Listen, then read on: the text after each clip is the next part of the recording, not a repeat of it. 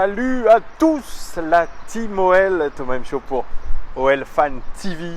Très heureux de nouveau de vous retrouver pour une nouvelle vidéo de OL Daily Mercato. L'Olympique lyonnais multiplie les pistes en ce moment. C'est le journal Le Progrès qui le dit, le quotidien régional qui est plutôt bien informé. Et elle multiplie les pistes menant notamment au latéral gauche parce que Didier Deschamps l'a plus ou moins confirmé. Armand Mendy va partir du côté du Real Madrid. On parle de 48 millions d'euros plus 5 millions d'euros de bonus. Donc il devrait partir. On fera une sacrée plus-value d'ailleurs parce qu'on a acheté 5 millions au Havre. Donc imaginez-vous la sacrée caillasse qu'on ramasse.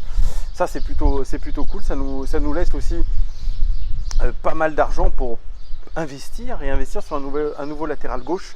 Il y a beaucoup de pistes et il y en a une qui se dégage un peu plus que les autres en ce moment, c'est celle menant à l'équatorien, au jeune équatorien Diego Palacios qui joue à Willem II dans le championnat néerlandais.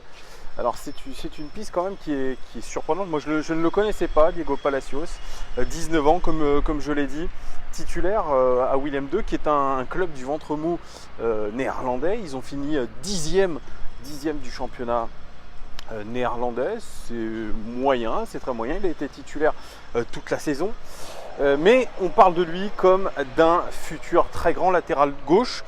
Grand par le talent, par la taille, c'est pas très grand. Il fait 1m69. Notre ami Diego Palacios, il est suivi par beaucoup d'équipes, dont le FC Barcelone. Et on dit de lui qu'il est peut-être le futur Marcelo qui est le latéral gauche du Real Madrid, qui a eu une saison un peu compliquée du côté de Madrid. Et effectivement, il a un peu le même style de jeu. C'est un joueur très dribbleur, très provocateur, un très bon centreur. Il est très tonique sur ses jambes. Alors cette saison avec Willem II, il a joué 27 matchs, 2375 minutes de jeu en tout, 5 cartons jaunes. C'est un joueur qui a plutôt tendance à prendre des cartons. Au total cette saison, donc en comptant le championnat du monde d'ailleurs, la Coupe du Monde des U20, là où il s'est signifié d'ailleurs, c'est où il a fait une très bonne Coupe du Monde des U20 avec l'Équateur. Si on compte le championnat, la Coupe du Monde U20 et la Coupe des Pays-Bas, il a joué 32 matchs. Il n'a pas marqué de but malheureusement, mais il a fait 3 passes décisives. Notre ami Diego Palacios, je le dis à chaque fois, notre ami, c'est vrai, c'est un tic de langage, mais tous sont nos amis, évidemment, tous les futurs lyonnais ou les potentiels lyonnais sont nos futurs amis. Alors j'en ai profité, bien évidemment, pour regarder ses caractéristiques. À Diego Palacios, il est très fort dans les centres, c'est un très bon centreur, très bon dans les passes clés aussi, très bon dans les dribbles et très bon dans les tacles. Par contre, il a quelques faiblesses, c'est au niveau de la concentration. Il est très faible au niveau de la concentration. D'ailleurs, l'équipe de Willem II a encaissé rien que 72 buts la saison dernière. C'est quand même assez énorme. Un peu trop d'ailleurs. Il n'est pas très bon aussi pour tenir le ballon. Il n'est pas très bon non plus dans les duels aériens. Du fait de sa taille, son style de jeu, voilà, c'est à peu près ça. C'est un joueur, un latéral gauche, on va le dire, moderne, comme on appelle ça. Un latéral gauche d'ailleurs qui peut être très polyvalent. Il peut jouer notamment ailier gauche, voire attaquant gauche.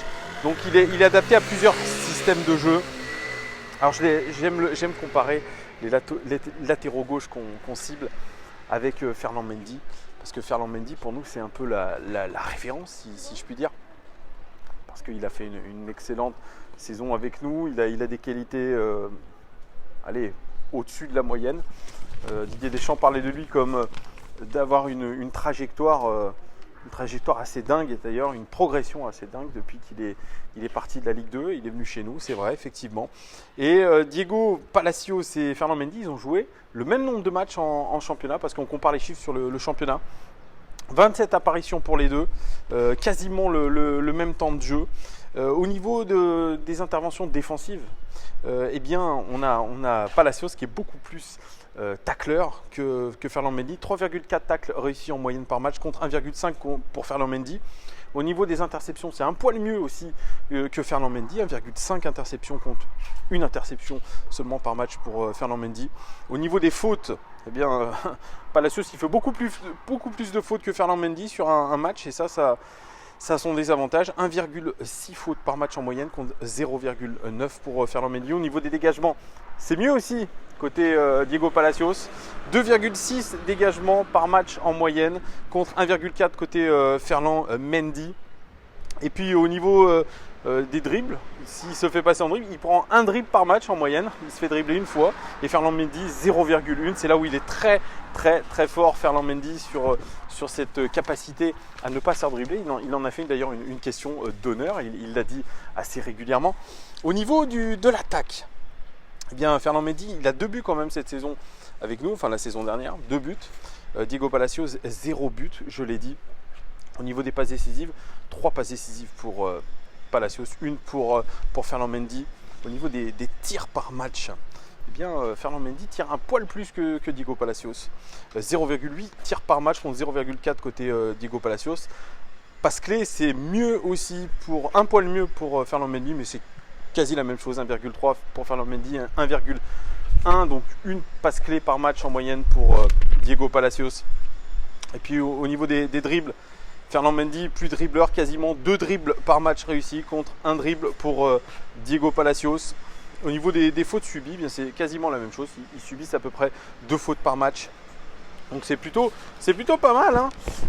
Ils ont des qualités quasi similaires, Diego Palacios et Ferland Mendy. Et au niveau des passes, eh bien, moyenne de passes effectuées dans le jeu, 55 passes pour Ferland Mendy contre 35 pour Diego Palacios, mais ça se comprend par la faible possession qu'a eu William II sur la saison, donc pas beaucoup le ballon. Au niveau des passes réussies, eh bien, c'est mieux pour Ferland Mendy, c'est 84% de passes réussies contre 79 côté Diego Palacios. Et au niveau des centres, eh bien, il centre plus Diego Palacios, quasi un centre par match, et Ferland Mendy 0,5 centres par match. Et puis au niveau des ballons longs, c'est Ferland Mendy qui fait le plus de ballons longs, 3 ballons longs en moyenne contre 1,4 ballons longs en moyenne pour Diego Palacios. Comme je vous l'ai dit, des qualités quasiment similaires pour un joueur vraiment en devenir. Si vous ne le connaissez pas, allez voir des vidéos de lui sur YouTube, vous allez voir à quel point il peut être intéressant. C'est un jeune à fort potentiel, c'est évident. Il n'a pas été sélectionné pour la Copa América, mais il a fait le Mondial U20 où il a été très bon. Moi, qu'est-ce que j'en pense de ce joueur? Effectivement, si c'est une acquisition, je dirais, entre 10 et 15 millions maximum, je pense que ça peut être une très bonne chose pour nous parce que, encore une fois, il a une marge de progression qui est très intéressante. Au niveau du style de jeu, on se rapproche vraiment de ce qu'a fait Ferland Mendy, un joueur qui aime provoquer, qui va très haut sur le terrain, qui est bon défensivement, même s'il doit absolument s'améliorer sur la concentration, ce qui était aussi le cas de Ferland Mendy.